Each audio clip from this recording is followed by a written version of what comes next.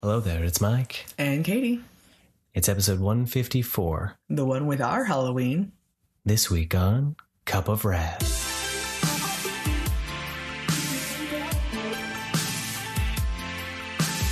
Happy November. It's after Halloween, it's after October, but we're going to be regaling you with our last week because it still was over the weekend Halloween. Yeah. So we're still able to continue with the spooky movies. I don't know, it changed a little. It's weird that it's November. Suddenly it was like, oh my God, it's November. Yeah. October flew by. This one hit with vengeance. Yeah. With lots of vengeance. So there's not much news or like even movie news or anything like that. Yeah. You know, it's kind of dry patch for that. Except for Chris Pratt is not only playing Mario in a movie, he's also going to be playing Garfield. So okay. Are they doing? Is it a full cartoon version or is it the live action? I believe it's a full cartoon this time. Oh, okay. Not a mix. This is good. So there's a bonus, I think. That's very good. But yeah, I didn't think Garfield was popular enough to try to redo, but yeah. You never know. Could be a fun kids movie. You never know. But what else was that? What else did I find out? I just know there was a trailer for a certain Star Wars show. The Book of Fett. Yes. The Book of Fett. Which I'm excited about because... Oh, it looks fantastic. It's part of that whole realm that's just super exciting. And Robert Rodriguez is the show main director and all that on it, so I think it'll be kind of interesting because he was the director that did the episode where you got to actually see Fett in all his glory. Oh yeah, so he's really the main spearhead for that series. That's cool. So I'm curious to see what that'll bring. It definitely has a crime lord feel to it in that trailer, which is pretty cool, right? So but yeah, no, not much toy news or anything like that. It's kind of... What about the, did we talk about the He-Man trailer already? Revelations? No, we didn't. No, we got that too. The He-Man trailer. Yeah. Okay, what do you think about the He-Man trailer? Because I got to watch it first, actually, with sound. I'm really excited about it. I think it looks really, really awesome. I agree with your sentiment, though, that is spoiler palooza. Yeah, if you haven't seen the part 2 trailer and you don't want spoilers, stay away. Yeah, if you know you're going to watch it anyway, then just go for it. But don't worry about the trailer. But either way, it's still going to be fun to see how it plays out and see how it all goes together. And I wish that they had just waited and just dropped the entire thing in itself. Yeah, I think there would have been a big shift in the thought process for this thing, because then people wouldn't have had that moment of lull of getting frustrated and then possibly walking away and them having to earn them back. Yeah, because they would have just I think that's what this trailer is trying to do. Yeah, it's trying to be like, look, he's still there. Yeah, you still get your giant sweaty half naked man. Yeah, I mean, come on. So either way, so yeah, there you go. Was there something else? Anything else that dropped that we saw? I don't know. I'm not gonna lie. You talk about a lot of toys a lot of times, and I forget. It blurs together. Been pretty. I know Super 7's gonna be releasing their Wave 2 of Joe's. Because we'd already talked about the Gargoyles, so we gotta. Apparently, Mike rakes some better notes about other little mini tidbits. Yeah, well, no, it was actually like a dry. NECA showed off some more of their Universal Monster stuff. We got to actually see. The Bela Lugosi Dracula, which looked pretty cool. Their whole monster lineup is starting to team up to be a pretty fantastic thing. We got another one of the Turtle Universal Monsters. Yeah, and they found out that there's going to be 8 of those figures. Strange. TMNT Turtle Cross.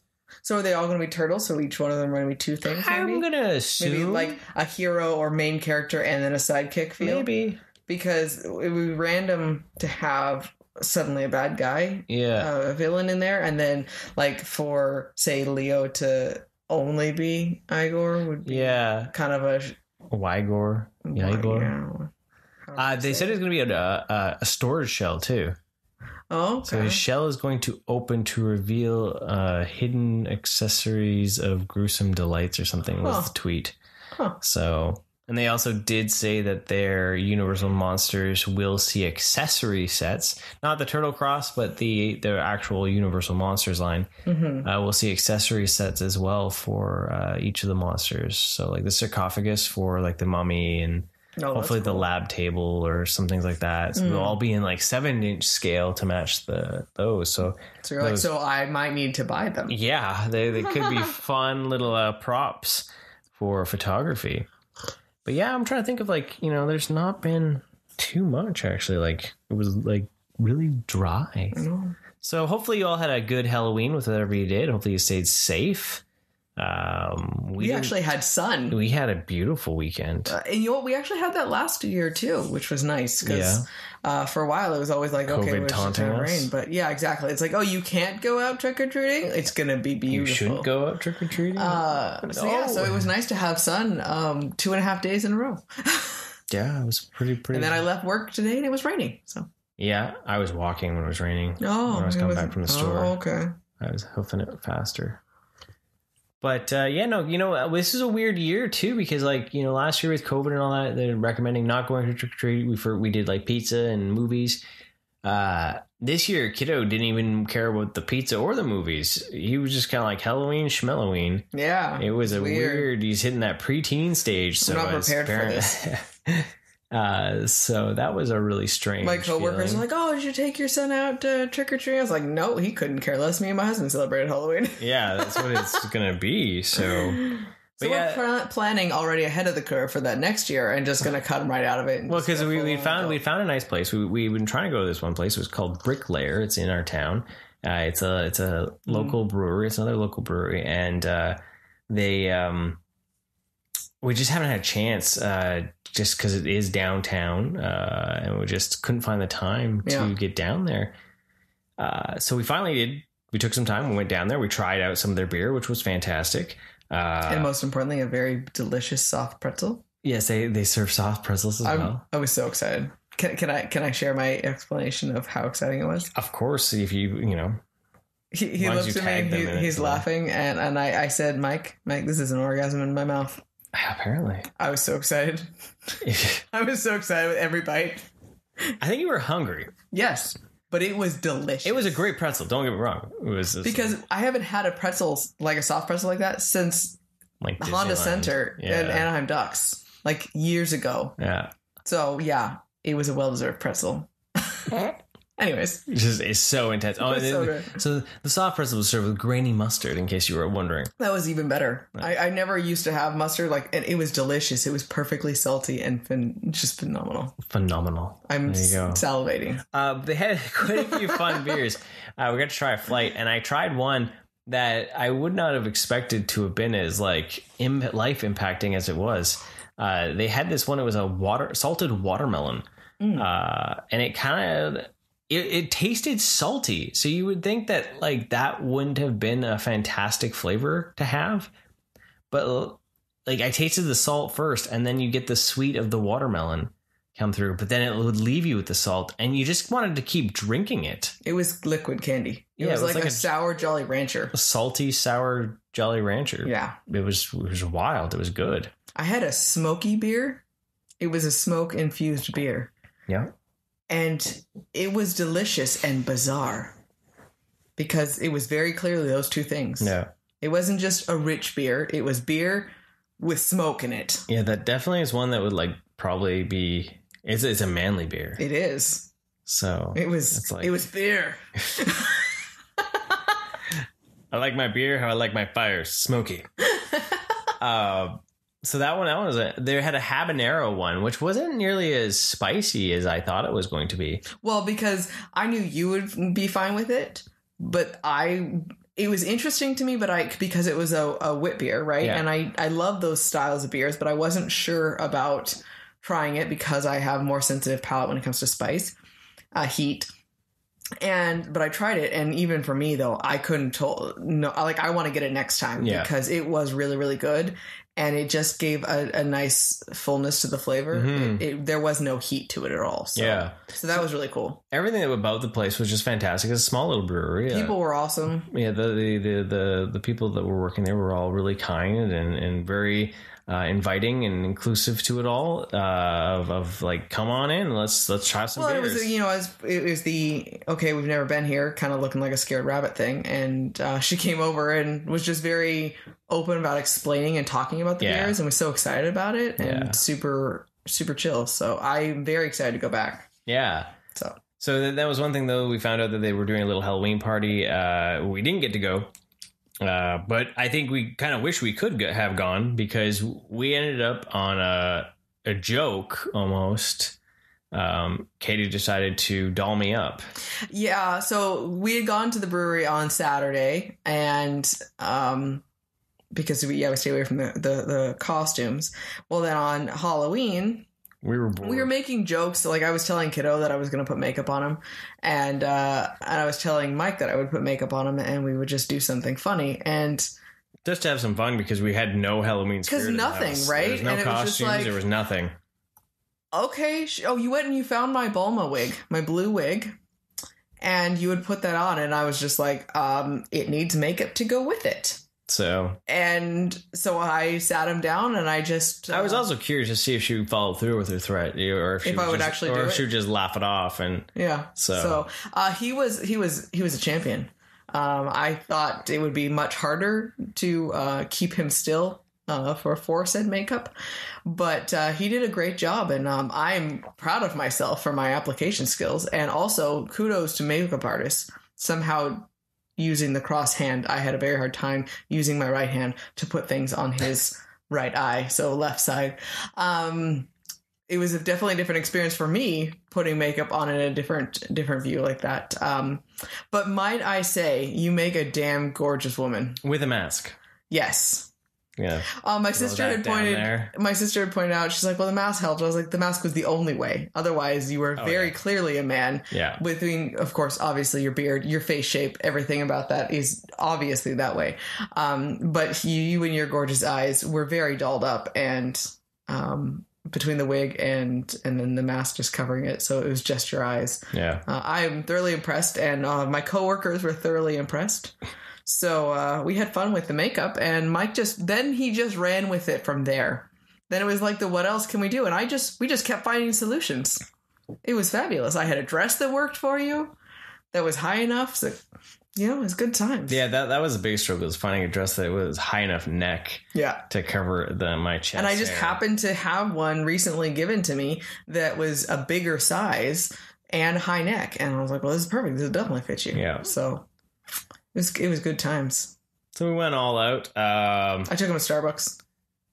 Yeah, she did. I tricked him into going to Starbucks. I thought we were like going through the drive-through, or like she was just going to run in and pick it up. And I was like, yeah, I can do that. I can sit the vehicle, no problem. She gets there. She's like, yeah, we have to go in. I'm like, what?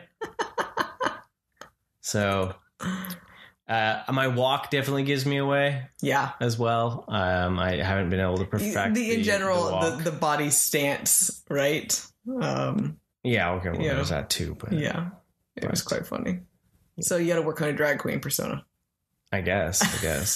I don't know what I would be called, so I did like joke. Any ideas for names? No. Please send it. I did joke with Justice Prime about this when you said I had to come up with my drag queen name, and he had told me Cecily B. Trinket. And I told them, I was like, that's going to be like, people are going to expect more from me with that name. I'm proud of him for remembering that. Yeah. They're going to expect a higher quality fans only account with that name. Because that's fabulous. But it was fun. It was ridiculous. It was a good time. It's Halloween. Why not? Right. So it was. But after that, then we did get takeout. We ended up getting some takeout because it was just too late to make food, and we never get trick or treaters here. Never. And our neighbor had advertised on the local social media for the neighborhood that he had full-size candy bars. And he was sitting on the end of his driveway and brought his fire pit. And so it gravitated people down there, plus the postings. So he actually ran out of stuff. I'm glad like 20 minutes. Right? I'm glad that Mike had thought, well, maybe we should go and buy a little bit of candy just in case. So I bought like $3 worth of like bulk bin candy. Because we've been here 4 years, and this is the first time we've given out candy like we haven't bought normally candy it's like the two last pieces. 2. Yeah. And so there was no candy out of the stores I could get to, at least. And so this is what I had. I was like, well, it's something at least. Yeah, we were out of it within 20 minutes. And it was like, okay, well, cool. That Lights was out. super weird. Yeah, but we went for a walk after. It was chilly as all can be. He got to experience what it's like to be barely wearing any clothes when you walk on Halloween night. It was cold. Yeah. But, kudos for wearing a mask because that was the warmest part of my body. So, I'm not ready. I don't know if I'm ready for masks to go away because that really keeps your face warm. Well, I know, kiddo. We're hitting, I like it in the winter. We're hitting single digits. Yeah. Celsius. So it's making, masks okay. Yeah. Because you go outside and that wind hits you and you're like, nope. Because you put a scarf on otherwise. Yeah. But, so we walked around, but most people were out and people were already in by like 7:30. Yeah, there was I don't think anyone realized the amount of people that was going to be out. Yeah. Like there was a lot of people out. So it was fun. Yeah, it was a good time. Kiddo had fun on his Animal Crossing. That's all he cared about. That's what he wanted to do. Yeah. So, but anyways, before leading up all to this, we watched some more movies throughout the week. Actually. We did. We watched a few things. So one thing that ended this week was What We Do in Shadows. Yes. Season 3. That ended this week. And what a phenomenal season this has been. Yeah, this one was definitely above and beyond last year's. Probably one of my favorite seasons so far. I kind of thought it was ending. It is actually coming back for season 4. But it kind of had the feeling like it was ending, but it left so many threads open that it's going to come back. Yeah. It's one of those shows where I love it so much, but I don't know how much further they can take some of the characters. Well, like I would have been okay with it if it had actually not ended with the cliffhanger and just tied itself up with where it was going. Yeah. I was like, I can accept this. This is a decent ending. It felt, totally. So, but if you haven't checked out What We Do in Shadows, it's like a mockumentary style vampire thing. It's based on the movie What We Do in Shadows by Taika Waititi and Jermaine Clement. It's totally worth checking out. It's on FX and Hulu. Yes. I believe, I don't know if it's on Star Plus yet. I haven't looked that up yet, but totally worth it. It's funny as all can be. Yeah.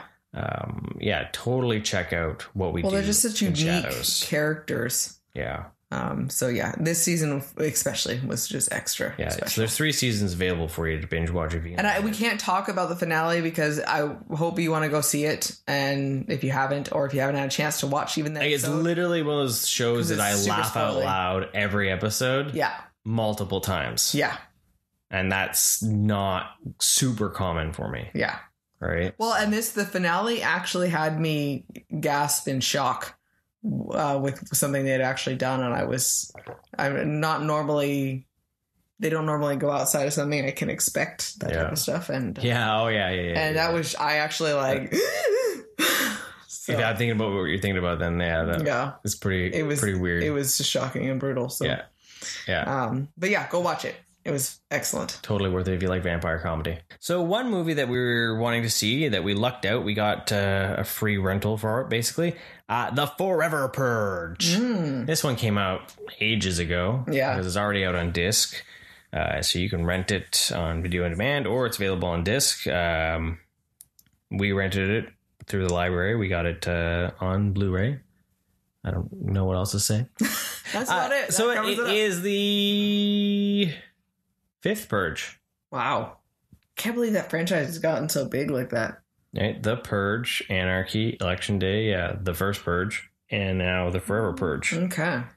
So the Purge is one of those series where I really love The Purge. I thought it was a really cool idea, and I do enjoy Anarchy. Election Day, it's similar to Anarchy. Yeah. And then the first Purge is not my favorite. Just because the first Purge became more of an action movie, less of a survival horror. Yeah. So I was kind of worried where the Forever Purge was going to go. Yeah, if it was going to go in the same vein or... Yeah, and being that they are now jumping into the future a bit, and then they're changing the franchise with it, because it's the idea that the Purge doesn't stop now. Yeah. That also kind of worried me, because I do like the idea of The Purge as a survival horror movie. Yeah. As like that is what draws me to it, because But it has to have an end in order to have the idea of a survival thing. Yeah, right?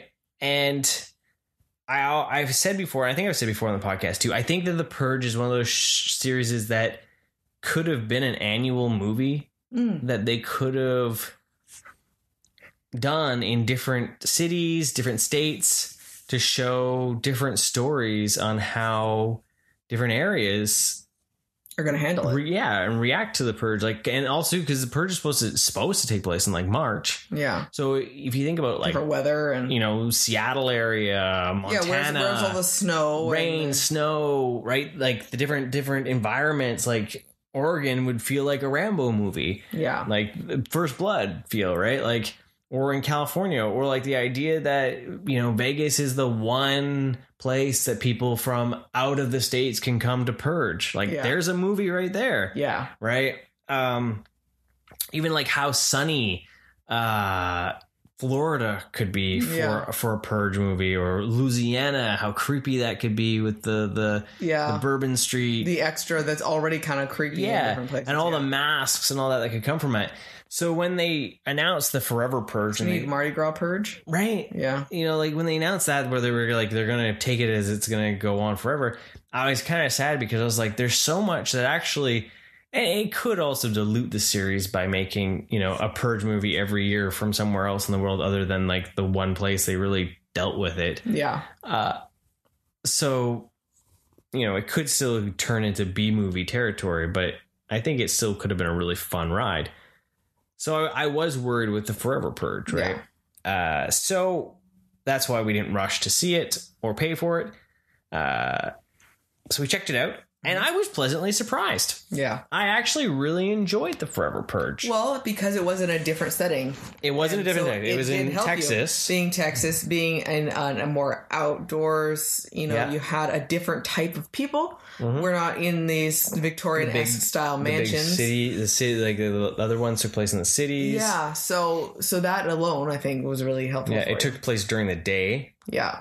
Which was definitely different because of it. Because I mean, the movie, the initial Purge night is done within the first 10, 15 minutes. It's really right? Quick. Like there's nothing that actually happens. It's just like, oh, we survived, and now that everything's and that was cool to see, because then it started to show how horrific and how much trauma people could really have gotten from the Purge, because. Mm-hmm. When she's walking to work, there's still bodies in the street. Well, yeah, they're literally people washing up blood and everything. And it was like, wait a second, I never thought about that. Like, can you imagine the cleanup? Who has to do that?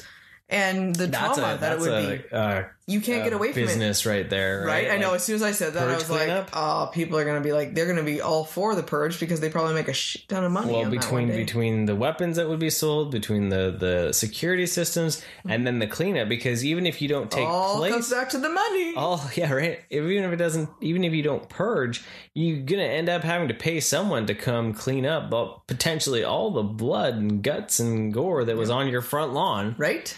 And then any damage that would come to your house as well, right? Like, there's like 4 businesses right there alone that they're making dollar bills off of this thing. Yep, and that's why it's unfortunate that because in the Purge, that's the concept of it, that it just makes the poverty line worse, because those people, all of that cost that would be involved to not even partake in it, just to have the aftermath of it that you can't control, and yet you would still have to pay for that. Is just that's the commentary on it right there, right? So the idea is that even though after Election Day the Purge was being outlawed and all that, now it's been years later, and the founding fathers have been voted back in, and the Purge is starting again. So the Purge, this is like the first Purge, or no, it's not. No, it isn't. It's been a little while, but it's been the idea of this.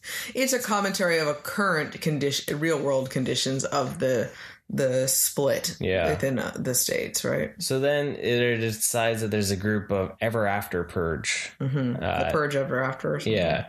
And they've decided that they don't want it to end, and they basically eat the rich and cleanse America of... Well, there are a lot of racists. Yeah. It's racist. And it basically works out that there's this farm that has a Hispanic family and a Caucasian family, and they have to end up working together through their differences to survive and try to escape America. Yeah, so basically when everything starts going down, both the northern and southern borders open up to take refugees basically from the States, which is just a weird concept to think about something like that when there's so many countries in the world who are like that. And yet to think about the States and people trying to flee the States as refugees seems crazy, but then doesn't at the same time. So they're trying to get there and everything they have to go through. And then the people are making them, kind of turn against each other, or trying to get them to turn against each other. And it was definitely a survival. Yeah. The one ranch hand is the son of the guy that owned the ranch. His wife is pregnant as well, and they're having to try to safely navigate all of this stuff and find help along the way. Yeah. And there was a lot of commentary on the world in it, but it wasn't the only thing in it. Mm-hmm. There was, and that's okay to have commentary because it was used in a fictional setting to show extremes. Right? Oh yeah. So the only real drawback that I had is similar to what I didn't like really about the first Purge, the movie, not the first movie. Yeah, that's really confusing why they did that. But the only thing was that it lost the masks. Yes, and that was one thing that I always thought was cool with the Purge was the really weird, creepy, fantastical masks that the Purgers would wear. Yeah, they don't really have that in this. Like the first few they do, and then they lose it. They're completely out as the Purger ever after. So that was one drawback. I guess there's a commentary idea that they're not wearing a mask, they're just trying to be themselves. And, but I agree though. I don't like that because it added an air of creepy and it made them into even more of a monster feel. Yeah, and I think that's why then like the first Purge and then even this one here don't necessarily sit as high in any of my enjoyment ranking because I liked where Anarchy kind of took the mask because they were pretty just human in the Purge, but Anarchy took them in like where they were like neon and there was like I really like that more zany, crazy kind of look to them, right? Yeah. So, but so I really enjoyed it. It was actually fairly like there was a lot of cool kills. There was a lot of good everything in it. I enjoyed it. Yeah. So we we struggle to find things that Kiddo will be okay to watch with us because he isn't a really big fan of being scared and all that. So we ended up watching a lot of Bob's Burgers Halloween episodes, which are friggin' hilarious. Yes. They're on Disney Plus through the Star Plus. They don't get boring. No, and they're on Hulu if you're in the States. But they don't get they're funny. Yeah. Like, and a lot of them they take place during Halloween. Yeah, that's what's better. It's not just like it's like slightly dealing with a scarier subject. It is Halloween night. Mm-hmm. Right? It's like watching, we did the one year we did all the Treehouse of Horror. We've already done the Bobs with them last year, but we did them again, and they don't get old. I really, really enjoy that show more than I should. Right. I think it's probably up there as one of my favorite. Like I'll watch that over The Simpsons. Yeah. Right. And I love the dynamic within all the characters within Bob's Burgers. But we wanted something to watch with them that was, along the lines of something spooky. So we ended up finding The Bride of Frankenstein. Yes. And that came out of, we almost had him to watch Scary Stories to Tell in the Dark. But we were going to have dinner while we watched a movie.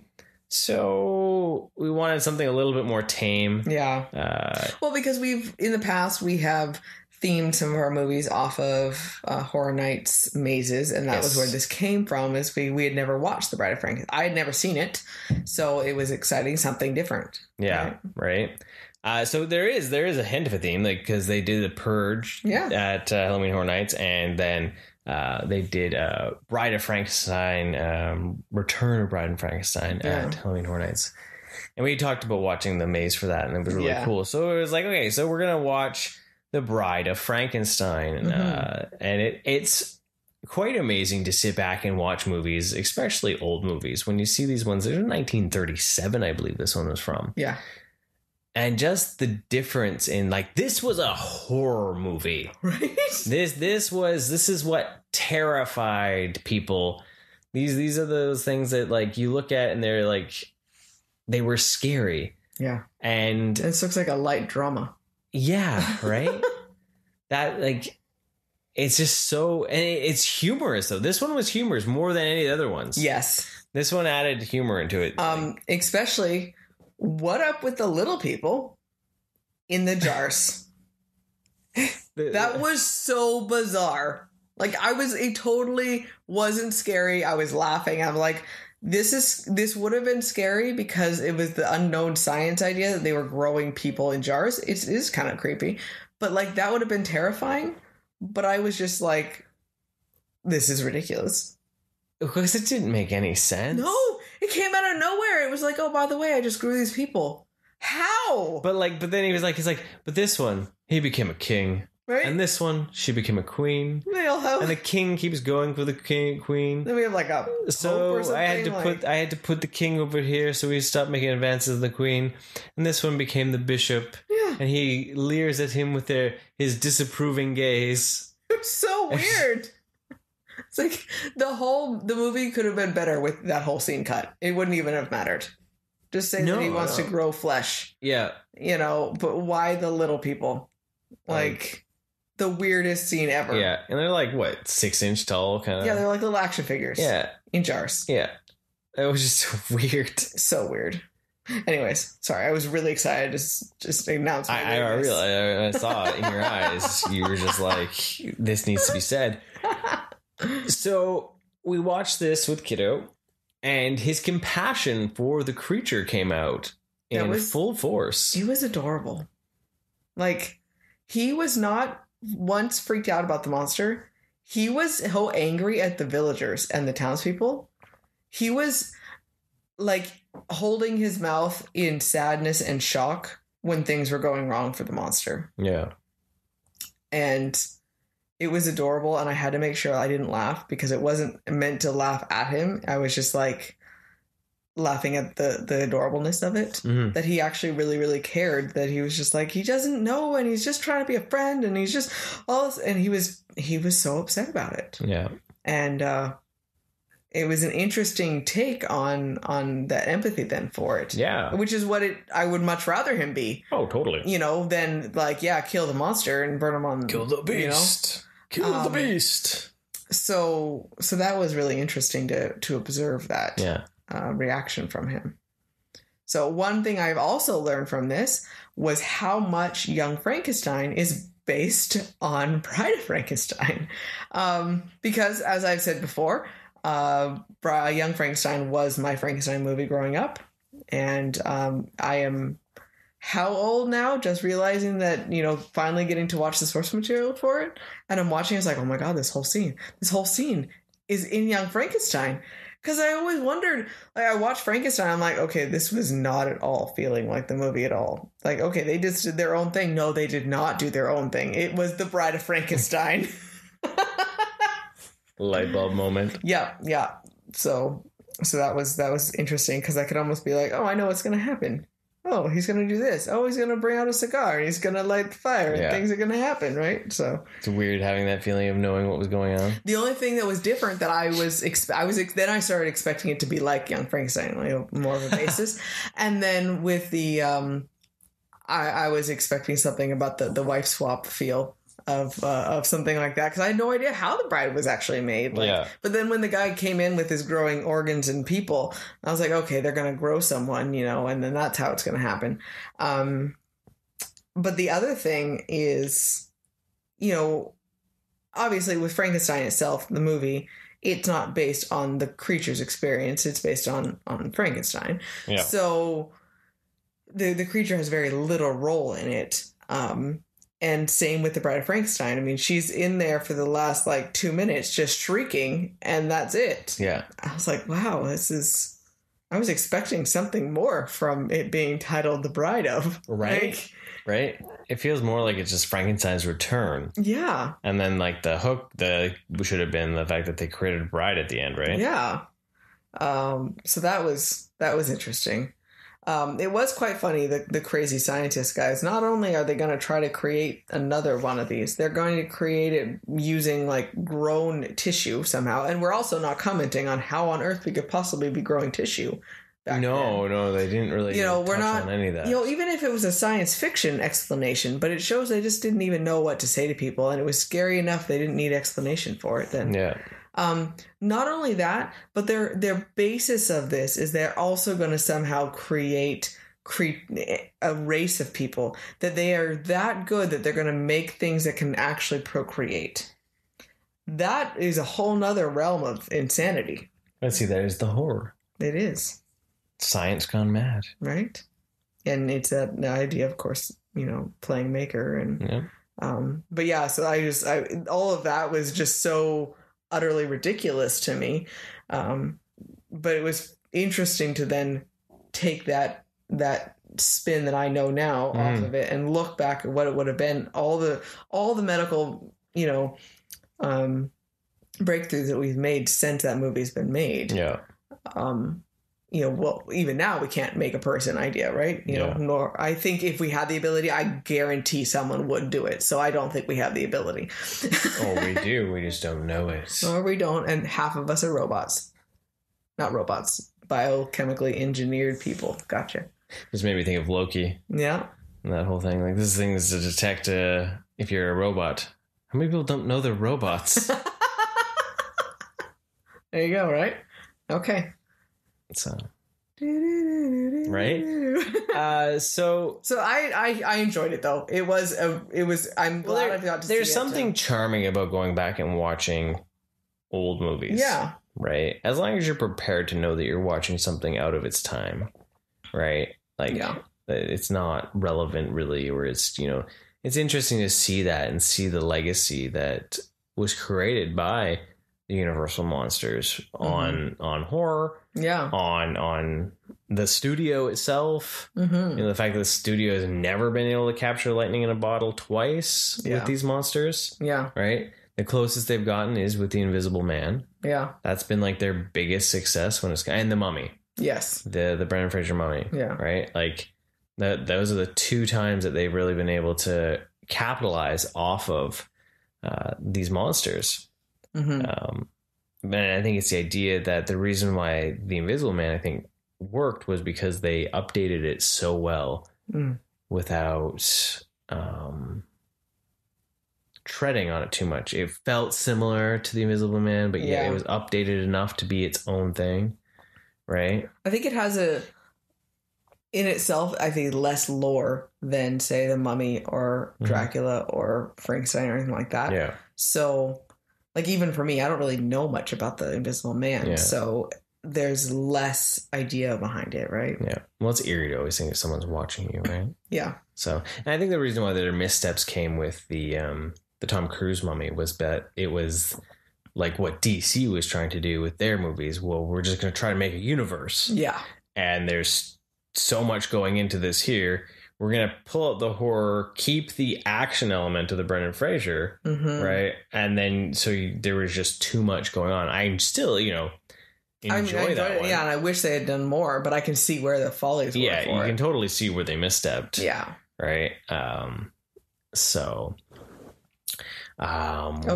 thing that he kept pointing out was how funny the 2D clouds looked in the scene. Because everything was on a soundstage. I was like, dude, this isn't outside or anything. Yeah. This is it is 2D because it is 2D. It's light projected on a wall. Or it was just painted. Because everything was a soundstage. Yeah, so I was like, the whole movie was a soundstage. It's just a soundstage. Oh. And then it was also fun watching the town and seeing Universal Backlot. Yeah. He's like, whoa, I totally recognize this place. Right. So that's fun, too. So here's something, too. Dr. Frankenstein apparently was a raging alcoholic. The actor. The actor was. So you can hear him slur some of his speeches a bit. Yeah. And also he had broken his leg. So you'll notice that most of the movie, Frankenstein is actually sitting down. He's not really standing up much in the entirety of the movie. That's funny. Which is pretty wild. The other thing was that Boris Karloff had pulled out his bridge for the original movie, which gave him the sunken-in cheeks. Oh, okay. Because the monster needed to talk, he had to put his bridge back in. So that's why he looks a little different. He looks a little thick. It's not Boris, it's Karloff. Yeah, he's just Karloff. He's just Karloff. He's that cool. He's just Karloff. Well, he was a big thing for Universal between the Mummy and Frankenstein. Like, he's bigger for them than Lugosi was. But I thought that was just so funny. I was like, he doesn't have a first name in this movie. It's just Karloff. Because that was the only way they could make his name bigger than everyone else's on the credits. Yeah, just Karloff. Right? So. But yeah, no, it's good to watch them. I really had a good time. We watched them on Dirty DVD. I don't know if they're available on Paramount Plus. I don't know where. Peacock. No, it's Peacock. It's Universal. Yeah, it's NBC. So yeah, Peacock. All these streaming services. Who knows? They actually have them on there or not. So yeah, because it's really difficult to actually get a lot of these now on disc. Mm-hmm. I only have Dracula, Frankenstein, and the Wolfman. I never was able to get the Mummy or the Creature or the Invisible Man or those sets, and now they're more than what I paid for all three of those legacy sets. So it's just a weird thing to think of, because I always be like, oh, we should look for the other ones, and like, nope. Yep.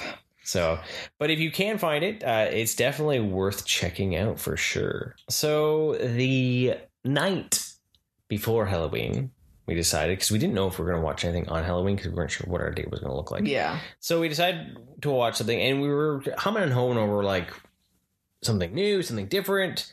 We didn't know what we kind of wanted Trusted, and True. Like, what should we do? So we ended up with Tried, Trusted, and True. Probably our number one Halloween movie. Yeah. Trick or Treat. So this is an anthology tale that is basically about Sam, who goes through this town and punishes those that aren't following the traditions. He's essentially the spirit of Halloween, right? So I love this movie. I really do. It doesn't get old. I know exactly what's going to happen, and it still fascinates me how well it's put together. Yeah. The stories weave, and you see bits and pieces of the story from a different view, and how, you can put the timeline together for it's everything. All told out of order. And I'm continuously fascinated by the beauty of it all. Yeah. So. No, it's a fantastic film.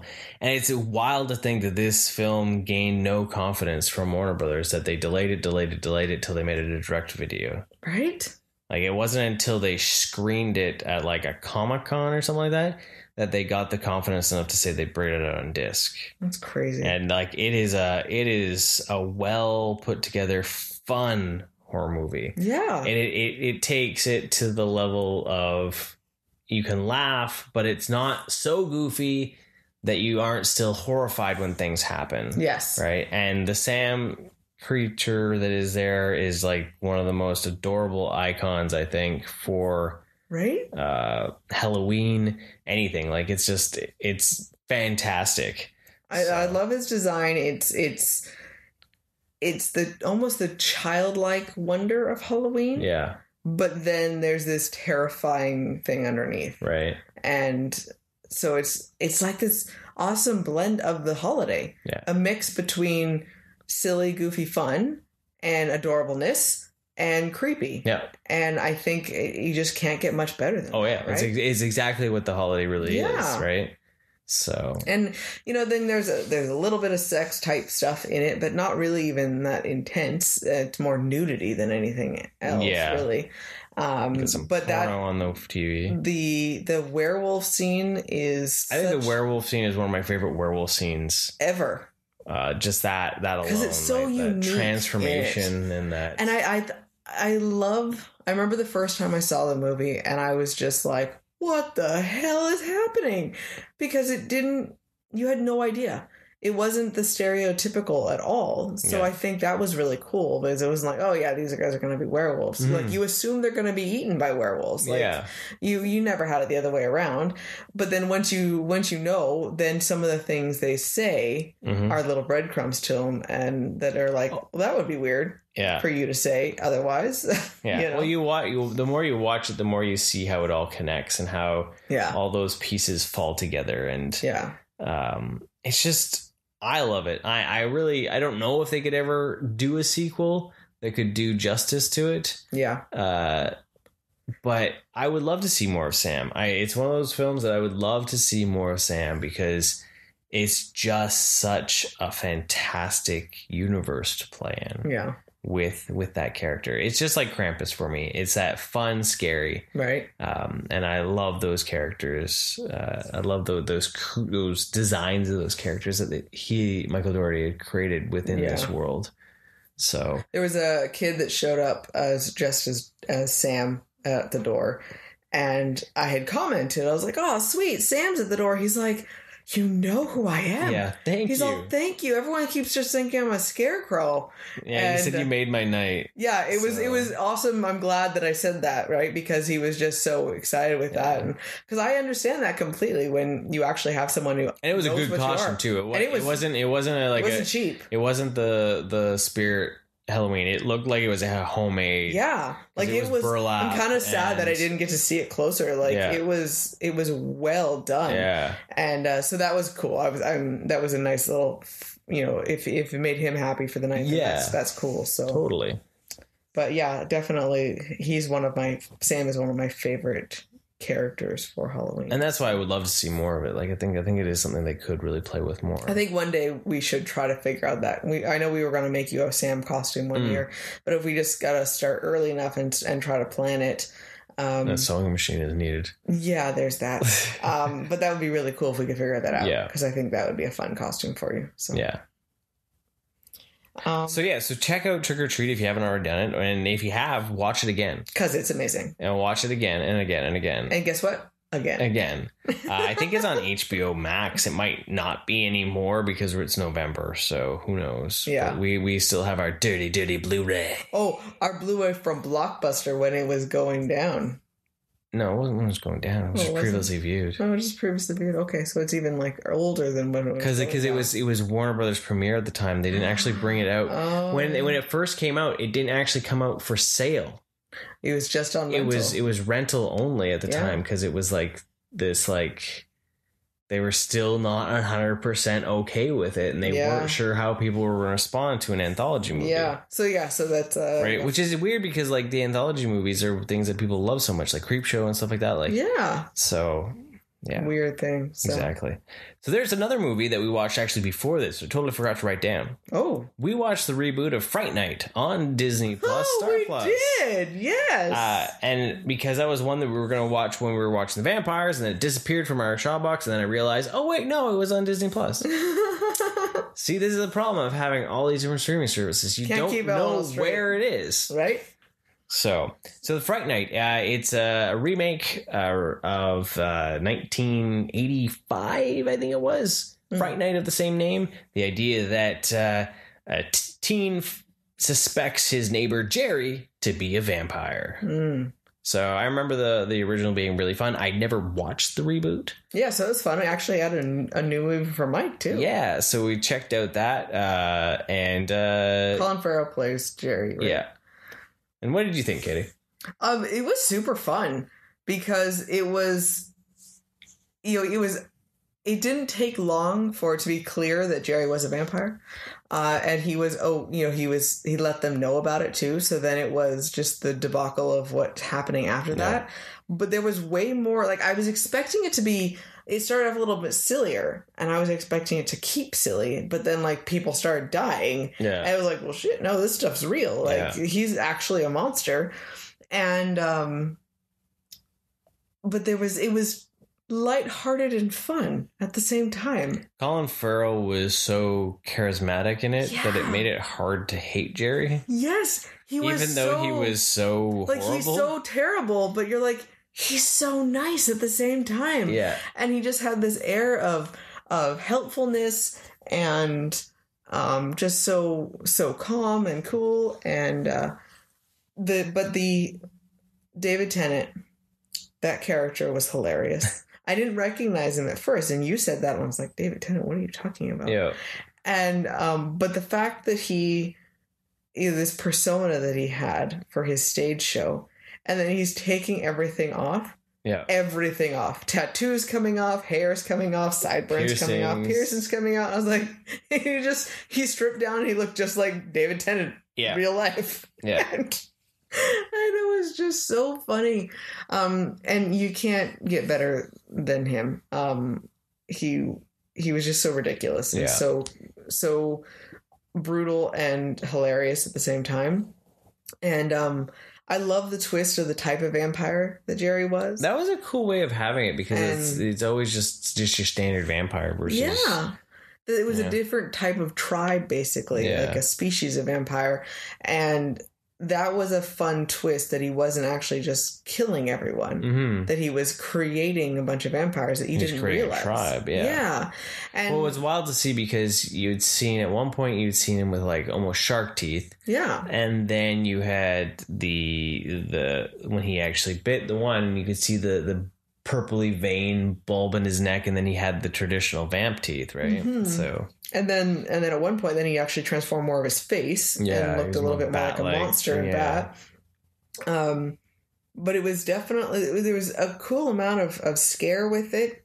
There wasn't kind of the creepy ambiance or anything like that, but it was an action vampire. And I was thoroughly impressed with it. Like, it was a really good time. Yeah. Yeah, it was lots of fun. Like, I don't regret watching it. Yeah, and I mean, it wasn't like, oh yeah, this is going to happen, and this is going to happen with this. Like, I don't know what's going to how they're going to take it down, and what's going to happen exactly. So, that was, I really. And it fit into that 90-minute category, which made it even more awesome. Even better. Like, it was a perfect, like, we're going to watch this. It's right on target. So so the Fright Night reboot, I pleasantly surprised. Like, it was not one that I was like, okay, this is fun. Yeah. So one that I'm a little sad that we ended up watching. Yeah, me too. And we wanted something funny. Yeah. And I didn't want like hardcore horror. Yeah, it was like Halloween was winding down, and we just were like, we're gonna watch something, damn it. Yeah, we're gonna force something. And so on Netflix, we found Tim Burton's Dark Shadows. This has been on my to-do watch list forever. Well, we have watched it. We went to theaters to see this back in 2012. And I didn't remember it, so I put it on my list of things that I wanted to watch at some point. And now I remember why we hadn't watched it since we watched it. Yes. In theaters. So, little mental note that this is why. And I guess to be said, it's not a bad movie. It's not a terrible film. No. It's just very disjointed, very long. And just not what it turned into, not really what we wanted for the time. It's a vampire movie, of course, that is also it's a romance movie, though, first and foremost, right? Yeah. So, but it just didn't hit the buttons, and I saw a bit more of the ridiculousness of it. Well, we were 25 minutes in, and you were like, "Damn, we should have just watched Hocus Pocus." Yeah, because you wanted to watch Hocus Pocus. I know, and I'm like, well, now it's too late. We already decided we were going to watch a later movie anyway. Like, now it's really too late to just switch over there. I was like, and now I can't watch Hocus Pocus for a whole year. Like, oh, we'll be able to do it next year because the sequel's coming out on Disney Plus. Yes. So we'll have to do a Hocus Pocus double feature. We will. Okay. So it wasn't a bad movie. It was interesting to see. I mean, bitch is crazy right there. Yeah, I'm really surprised the movie hasn't been like shelved. Why? Because of Johnny Depp, or because of Johnny Depp and the fact that he like bitch slaps Eva She's Green. beating the crap out of him. Yeah, that didn't matter for everything in Johnny Depp's life too, right? You're right. Yeah. Right. So, my biggest complaint, glaring complaint, is where the hell did the werewolf come from? Yeah, that could just get shoehorned. The little girl is suddenly a werewolf, and then the worst line ever, I'm a werewolf, so deal with it. Yeah. I'm like, what the hell is this? Yeah. This totally took me out of the relatively cool scene at the end, the whole action scene, and all things going on. I love the witch's ceramic doll design. That is cool. I really, really love that. I thought that was a really cool way of portraying a witch that isn't normally done, you know? Usually if they're going to do anything and they're kind of, they tend to like lose their age and they've got a leathery rather than like the idea of cracking. So I thought that was really, really cool that she was more of a glass type thing. But then in the midst of all that, the werewolf was just super bizarre. Yeah.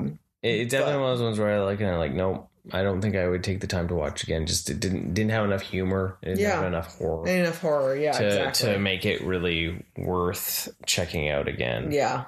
And I say like it was a bit disjointed because it didn't really know what it wanted to be. Yeah. You know, and it just didn't fit for me, and so that I would not recommend it. Everything we say, watching Dark Shadows again. If you have already seen it, go watch Trick or Treat. Yeah. Oh, go watch Bride of Frankenstein. Yeah. That'd be... You know, if you're going to watch something that's, you know, love-based and drama and a little long, go watch that one. That's more entertaining, honestly.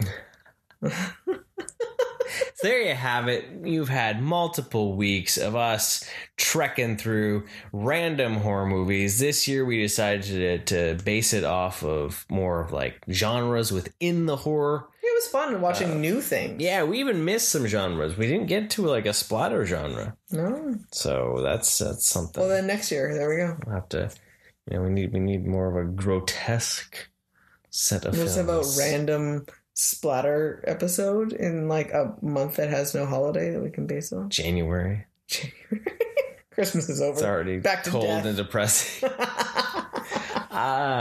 But yeah, so, you know, it's been fun. I hope you enjoyed our little trek through. Hopefully maybe one of our episodes spurred you to think of trying some film, you know, or looking into it or finding some enjoyment in the genre, or maybe we told you of a film you hadn't seen or a film to go check out again.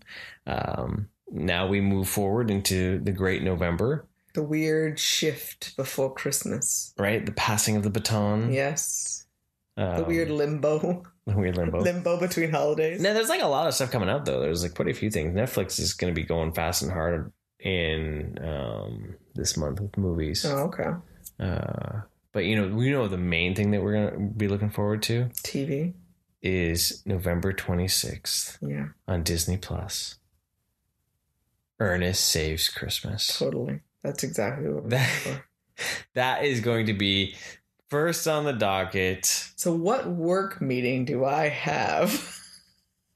Now, Ernest Saves Christmas will kick off our Christmas films for December. Yeah. Because it was on Netflix and it was gone. Yeah. And I couldn't buy it. And no, that's awesome. He's so excited. It's time to be. It's like, Katie, Ernest Saves Christmas is going to be on there. Yeah.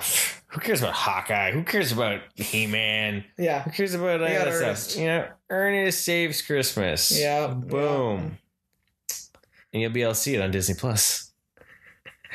So next week, I think we were looking to look at some of the there's some new stuff coming out. So I'm not entirely sure what those new things are. We don't know what's happening. We'll figure something out. We never know what's happening.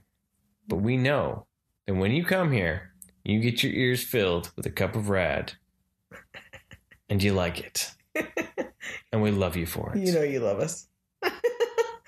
Well, everyone, thanks for joining us. Have a wonderful rest of the day. And remember, stay rad, dudes.